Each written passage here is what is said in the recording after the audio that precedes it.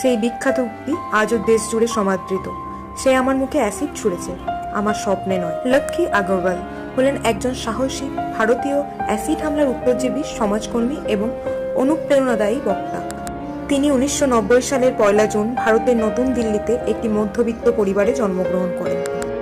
ছোটবেলায় তিনি অত্যন্ত সাধারণ এক মেয়ে ছিলেন, যার চোখে বড় হয়ে একজন নামী গায়িকা হওয়ার স্বপ্ন ছিল।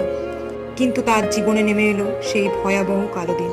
2005 সালে লক্ষ্মীর বয়স যখন মাত্র 15 বছর, তখন তাদের এক পরিবারের পরিচিত 32 বছর বয়সী এক যুবক তাকে বিয়ের প্রস্তাব দেয়।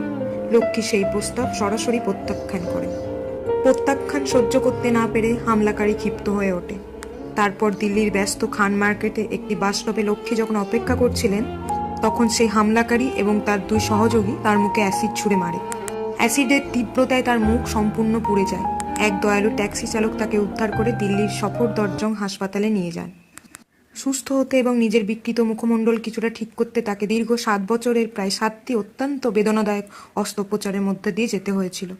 পরবর্তীকালে ওই হামলাকারী 10 বছরের কারাদণ্ড হয়। তার এই সাহসিকতা এবং আন্দোলনের প্রেক্ষিতে 2013 সালে সুপ্রিম কোর্ট ভারতের কেন্দ্রীয় ও রাজ্য সরকারকে কাউন্টারে সরাসরি অ্যাসিড বিক্রি নিয়ন্ত্রণের নির্দেশ দেন।